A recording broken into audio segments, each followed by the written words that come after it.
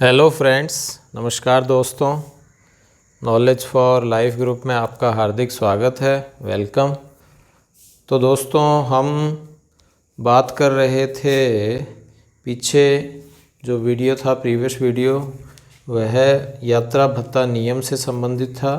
उससे संबंधित हमने एक वीडियो बना लिया था और ये आप पिछला वीडियो देख सकते हैं, जिससे वह यात्रा भत्ता नियम है आसानी से आपके समझ में आ जाए। तो दोस्तों, यदि आपने अभी तक चैनल को सब्सक्राइब नहीं किया है तो दोस्तों चैनल को सब्सक्राइब करें और यह सभी जो भी कर्मचारी हैं शिक्षा विभाग के, चाहे अन्य विभाग के, जितने भी सरकारी कर्मचारी हैं, उन सब के लिए यह नियम लागू है। इसलिए चैनल को शेयर करें और मोटिवेशन हमारा बनता रहे, इसलिए लाइक भी करें। तो दोस्तों, बिना समय गवाए हम आगे से शुरू करते हैं कि दोस्तों, प्रशिक्षण हेतु प्रतिनियुक्ति सरकारी जो कर्मचारी हैं, उन सरकारी कर्मचारियों को प्रतीकात्मक भत्ता, उन सरकारी कर्मचारियों को दोस्तों कौन सा भत्ता मिलेगा? प्रतीकात्मक भत्ता। जहां किसी सरकारी कर्मचारी को प्रशिक्षण के लिए प्रतिनियुक्त किया जाता है तो राजस्थान सेवा नियमों के अधीन उसे कर्तव्य पर माना गया हो और यह प्रशिक्षण की पूरी अवधि के लिए क्षतिपूर्ति भत्ते के जो क्षतिपूर्ति का है वह भत्ते का निम्नांकित दरों के अनुसार हकदार होगा। तो इसमें क्या है दोस्तों? इसमें सबसे पहला है कि पहले जो 15 दिन है उसके लिए प्रशिक्षण स्थान पर स्वीकृत दर, फिर 15 से अधिक है वह जो स्वीकृत दर है वह 3/4 मिलेगी। पहले 15 दिन के लिए जितनी भी दर स्वीकृत की गई है वह तमाम मिलेगी और फिर उसके बाद 3/4 यानी 1/4 पैसा कट जाएगा। यदि कोई सरकारी कर्मचारी वहाँ विराम करते समय निःशुल्क भोजन और निवास का उपयोग करता है तो दैनिक भत्ते की दर से उस स्थान पर निश्चित दर की जो भी होगी, निश्चित जो दर है वह कितनी होगी दोस्तों? निश्चित दर की 50% होगी। निश्चित दर की 25% होगी। यदि रहना और खाना वहाँ वह कर रहा है तो विराम करते समय निःशुल्क भोजन और निवास दोनों का है तो निश्चित दर की 25%। किसी स्थान पर एक से अधिक स्थानों पर यदि वह भ्रमण कर रहा है तो दोस्तों क्या है, तो दैनिक भत्ता जो है, दैनिक भत्ते उसी स्थान पर जहां सबसे अधिक हो लागू माना जाएगा। बहुत सारी जगह उसको जाना पड़ रहा है तो दैनिक भत्ते की जो दर है वो स्वीकार्य होगी और वह स्वीकार्य कहाँ होगी? जहां सबसे अधिक स्थान पर वह रुका हो। बोर्डिंग और लॉजिंग के लिए दैनिक भत्ता प्राप्त करने की शर्तें। इसके लिए बोर्डिंग और लॉजिंग की दैनिक भत्ते की दरें तभी अनुज्ञेय होगी जब कोई अधिकारी होटल, सर्किट हाउस, डाक बंगलों, यंग मैन क्रिश्चियन एसोसिएशन, भारतीय क्रिकेट क्लब, यूथ हॉस्टल जैसी संस्थाओं में जो अनुसूचित टैरिफ जो दरें हैं उस पर आवासीय सुविधा की व्यवस्था करती है, ठहरा हो किए गए व्यय के वाउचर जो है वो भी संलग्न करता हो। तो दोस्तों, बोर्डिंग और लॉजिंग की जो भी व्यवस्था है वह तभी होगी जब वो इस तरह से यह हॉस्टल, क्रिकेट वाले हों, चाहे डाक बंगले हों और साथ साथ वो वाउचर भी लगाए। बोर्डिंग और लॉजिंग की निर्धारित दरों से वास्तविक व्यय कम हो। जो भी दर दे रखी है उससे ज़्यादा नहीं होनी चाहिए, कुछ ना कुछ कम। जैसे मान लीजिए 1000 रुपये पर डे का दे रखा है, बिल बना दिया 2000 का, तो उसके लिए वह जो वित्त विभाग है या सरकार है वह देने में असमर्थ होगी। किसी होटल व में आवास एवं भोजन भी सम्मिलित हो तो वे विहित अधिकतम सीमा से कम है तो केवल भुगतान के लिए वास्तविक व्यय ही देय होगा। यानी ज़्यादा हो जाएगा, विहित सीमा से कम हो तो केवल भुगतान के लिए वास्तविक व्यय ही देय होगा। ठीक है, यदि कम है तब तो जो रियल में मिला है बहुत अच्छी बात है, हो जाएगा, और ज़्यादा हो तब दिक्कत आपके होगी।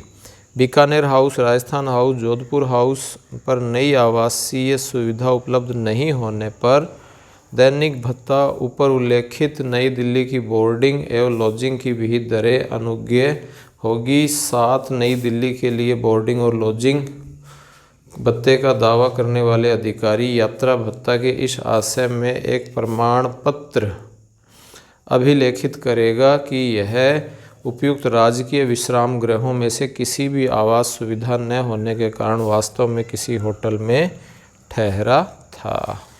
राजकीय जो विश्राम गृह थे वहाँ सुविधा नहीं थी, इसीलिए होटल में ठहरा है, वह यह प्रमाण पत्र दे देगा। ठीक इसी प्रकार राज्य स्थित सर्किट हाउस, डाक बंगले, यंग मैन क्रिश्चियन एसोसिएशन, भारतीय क्रिकेट क्लब, यूथ हॉस्टल आदि में आवास सुविधा उपलब्ध नहीं होने पर अधिकारी सर्किट हाउस, डाक बंगले में एनएससी प्राप्त कर निर्धारित दरों में होटल में ठहर सकते हैं। साथ ही साथ श्रेणी के अधिकारियों के लिए अनुपलब्धता प्रमाण पत्र आवश्यक नहीं है। तो ये भी दोस्तों ध्यान रखें। ठीक इसी प्रकार बीकानेर हाउस, राजस्थान हाउस, नई दिल्ली हाउस में सुविधा उपलब्ध नहीं होती है तो अधिकारी संस्थान में निर्धारित दरों में राजस्थान हाउस में अनुपलब्धता प्रमाण पत्र एनएसी प्राप्त कर ठहर सकते हैं, जो पीछे रिपीट किया जा चुका है। कै श्रेणी के अधिकारियों के लिए अनुपलब्धता प्रमाण पत्र आवश्यक नहीं है। ऐसे विभाग के अधिकारी जिनके स्वयं के राज्य में दिल्ली के विश्राम भवन गेस्ट हाउस में अपने विश्राम गृह गेस्ट हाउस से अनुपलब्धता प्रमाण पत्र एनएसी प्राप्त कर होटल में ठहर सकते हैं। ठीक है, तो ऐसे विभाग के अधिकारी स्वयं के राज्य में दिल्ली में गेस्ट हाउस में विश्राम गृह में एनएससी के द्वारा ठहर सकते हैं कि साहब हमारे यहाँ तो जो सरकारी आवास है, सरकारी जो भी निवास है, सरकारी स्थान है जहाँ रुकने की व्यवस्था है वहाँ नहीं है, तो इसलिए वहाँ होटल में रुका हूँ। तो ये कुछ बातें थी। थर्ड पॉइंट, फोर्थ पॉइंट की हम बात करें दोस्तों, यदि है तो डायरेक्ट फिफ्थ ही है। नेक्स्ट है राज्य सरकार के ग्रेड पे में 10,000 प्राप्त कर रहे अधिकारीगण राजस्थान हाउस नई दिल्ली में एनएससी प्राप्त कर राजस्थान हाउस की कैटेगरी A1 की दरों पर आवास सुविधा, भोजन, जलपान की सुविधा राजस्थान स्टेट चाणक्यपुरी नई दिल्ली की अनुज्ञेय दरों पर अधिकृत होगा। ठीक है, तो होटल में रुकेंगे बेटा जो भी अधिकारी लोग हैं, जो भी ये हैं, ये सारे के सारे इस तरह से बच्चों या दोस्तों ये रुकेंगे यदि वहाँ सुविधा नहीं होगी तो। ठीक इसी प्रकार निगम उपक्रमों अधिकारी नई दिल्ली की यात्रा पर राजस्थान गेस्ट हाउस चाणक्यपुरी नई दिल्ली ही ठहरेंगे। नई दिल्ली जा रहे हैं तो राजस्थान गेस्ट हाउस जो बना हुआ है चाणक्यपुरी में, वहाँ रुकने की उनकी संपूर्ण व्यवस्था है। फिर उसके बाद में दोस्तों नेक्स्ट पॉइंट है राजस्थान सिविल सेवा पुनरीक्षित वेतनमान 2017 के अनुसार पे मैट्रिक्स लेवल 6 या उससे अधिक लेवल में वेतन पाने वाले राजस्थान राज्य के अधिकारीगण राजस्थान हाउस नई दिल्ली, राजस्थान भवनवासी नवी मुंबई तथा राजस्थान स्थित समस्त विश्राम भवनों में ठहरने के पात्र होंगे। ठीक है, जो भी पे लेवल कौन सा है दोस्तों? पे लेवल 6 या उससे अधिक लेवल ले लें तो अधिकारीगण राजस्थान हाउस नई दिल्ली और राजस्थान भवन वासी नवी मुंबई में ठहरने के पात्र होंगे। जो भी दौरे हैं उन पर यात्रा भत्ता यह तभी लागू होगा जब गंतव्य स्थान पर मुख्यालय की नगरपालिका सीमा से बाहर हो। जो भी मुख्यालय है उस मुख्यालय की जो सीमा बनी हुई है ग्राम पंचायत की और नगरपालिका हो तभी यह मान्य होगा, तथा ड्यूटी स्थान से कम 15 किलोमीटर से अधिक हो। यदि 15 किलोमीटर से अधिक होगा तभी यात्रा भत्ता देय होगा। 15 किलोमीटर से कम होगा तो यात्रा भत्ता देय नहीं होता है। ठीक है, यही कंडीशन है कि यात्रा भत्ता तभी देय होगा जब गंतव्य स्थान मुख्यालय से बाहर हो, ड्यूटी स्थान 15 किलोमीटर से अधिक दूरी पर हो।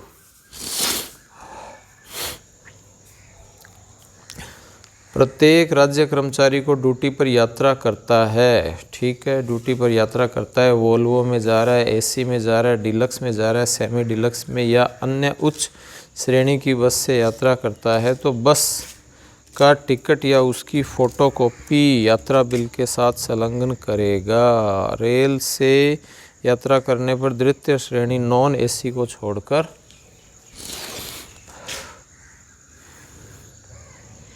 अन्य सभी श्रेणी के टिकट जमा रसीद प्राप्त होने पर मूल या फोटोकॉपी बिल के साथ वह संलग्न करेगा। नियम 8 फर्स्ट के परिशिष्ट नोट 4 में यदि यात्रा अपरिहार्य कारणों या शासकीय कारणों से रद्द करनी पड़ी तो रहकरण फीस प्रतिपूरक की जा सकती है। ठीक है, फिर से लौटाने वाली प्रक्रिया है, किसी कारण से रद्द हो गई और उन्होंने वह जो कुछ भी यात्रा भत्ता वाली प्रक्रिया कर ली है तो रद्द करनी पड़ी तो रहकरण फीस। वायुयान से यात्रा के लिए अधिकृत एजेंसी से भी टिकट प्राप्त किया जा सकता है, परंतु एजेंसी के द्वारा टैरिफ के अतिरिक्त की जाने वाली सुविधा शुल्क सेवा शुल्क का पुनर्भरण नहीं होगा। वायुयान यात्रा के लिए जो एजेंसी बनी हुई है उनके लिए टिकट ले ली और टिकट लेके टैरिफ के अतिरिक्त लिए जाने वाली सुविधा, एजेंसी के लिए जो भी टैरिफ आने जाने के अतिरिक्त जो सुविधा शुल्क या सेवा शुल्क जो भी लिया जाता है वो यात्रा भत्ता नियम के अधीन नहीं आएगा, उसका भुगतान नहीं किया जाता है। नेक्स्ट है दोस्तों, जो भी राज्य कर्मचारी है उसको डाक देने या पत्राचार के उद्देश्य से दौरे पर नहीं भेजा जाए, ठीक है, इस प्रकार के उद्देश्य के लिए यात्रा भत्ता देय नहीं होगा। कोई कर्मचारी डाक के लिए गया है, पत्राचार के लिए गया है, पूछने के लिए गया है, पत्र देने के लिए गया है तो उसके लिए यात्रा भत्ता देय नहीं है। कहीं सोचो कि साहब हम तो जा रहे हैं थोड़ी दूर के लिए, हमेशा ही डाक है तो उसके यात्रा भत्ता, कर्मचारी को दौरे पर भेजे जाने के उद्देश्य यात्रा भत्ता में अंकित किया जाएगा एवं नियंत्रण अधिकारी इसको प्रमाणित भी करेगा। नेक्स्ट है दोस्तों छठा पॉइंट, स्वयं के वाहन से यात्रा। यदि कोई व्यक्ति स्वयं के वाहन से यात्रा करता है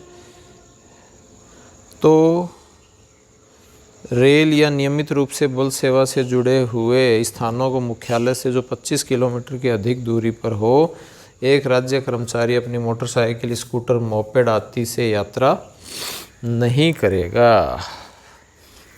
रेल और नियमित रूप से बस सेवा से जुड़े हुए स्थानों को जो मुख्यालय 25 किलोमीटर से अधिक दूरी है तो दोस्तों रेल और बस सेवा वाली ही मानी जाएगी।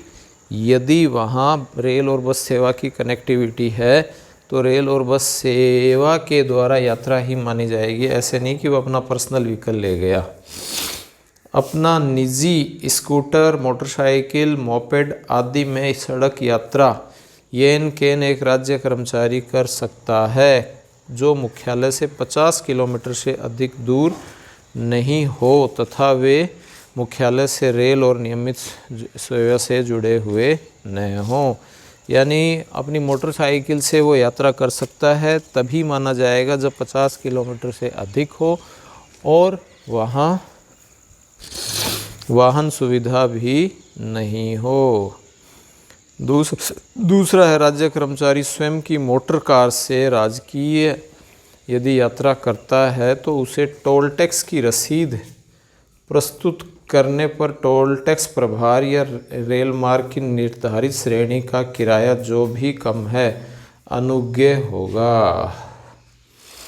ठीक है, जो भी कर्मचारी है मोटर कार से राजकीय यात्रा करता है और फिर टोल टैक्स की जो रसीद है वो प्रस्तुत करने पर टोल टैक्स प्रभार या रेल मार्ग की निर्धारित श्रेणी का किराया, टोल टैक्स के द्वारा यानी सड़क के मार्ग के द्वारा जो भी उसका किराया लगा है और टोल टैक्स प्रभार के साथ साथ टोल टैक्स और निर्धारित श्रेणी रेल मार्ग की जो भी कम होगा उसमें किया जाएगा। तो स्वाभाविक है दोस्तों रेल मार्ग का ही कम होगा यदि रेल मार्ग उधर है तो, अन्यथा टोल टैक्स का आपको जो भी लगा है पैसा वो भुगतान के रूप में मिल जाएगा। यदि पति पत्नी दोनों सरकारी कर्मचारी हैं, दोनों में से किसी को भी स्वयं की मोटर कार हो, इन नियमों के उद्देश्य से यात्रा स्वयं की कार से ही मानी जाएगी। ठीक है, स्वयं की कार से ही यह मानी जाती है। नेक्स्ट पॉइंट है दोस्तों, स्वयं की मोटर कार से यात्रा करने पर मील भत्ता रेल भत्ते की सीमा में ही अनुज्ञेय होगा। स्वयं की मोटर कार से आवाजाही करे तो जो मील भत्ता है यानी कि वाहन के द्वारा जो भी हम फोर व्हीलर जो वाहन है उसके द्वारा जो हम लेते हैं, ठीक है, फोर व्हीलर जो वाहन है उसके द्वारा जो यात्रा है वही मानी जाएगी। यात्रा करने पर मील यात्रा रेल भत्ते की सीमा में ही अनुज्ञेय होगी। तो ये फोर व्हीलर वाली जो है रेल मील भत्ते की सीमा में ही अनुज्ञेय होगी, उसी में ही मानी जाएगी। नियंत्रण अधिकारी के पूर्व अनुमोदन के पश्चात ही स्वयं की मोटर कार की यात्रा की जाएगी। जो भी नियंत्रण अधिकारी है वह यह कहे कि साहब बिल्कुल हम आज्ञा देते हैं, उसके बाद ही यह माना जाएगा। तो दोस्तों इस तरह से यह हमने कुछ पॉइंट्स आपके स्वयं के वाहन भत्ते और साथ ही साथ अन्य जो यह बातें थी बोर्डिंग और लॉजिंग की, ठीक है, और प्रशिक्षण से संबंधित पढ़ी हैं। आई होप आपको ये वीडियो पसंद आया होगा और यदि आपने पहली बार यदि चैनल पर आए हैं तो दोस्तों चैनल को सब्सक्राइब करें, ठीक है, जो वीडियो है उसको लाइक करें और ज़्यादा से ज़्यादा इसको फैलाएं और दोस्तों साथ ही साथ चैनल को सब्सक्राइब करें। तो दोस्तों थैंक्स फॉर वॉचिंग। स्वस्थ रहिए और खुश रहिए।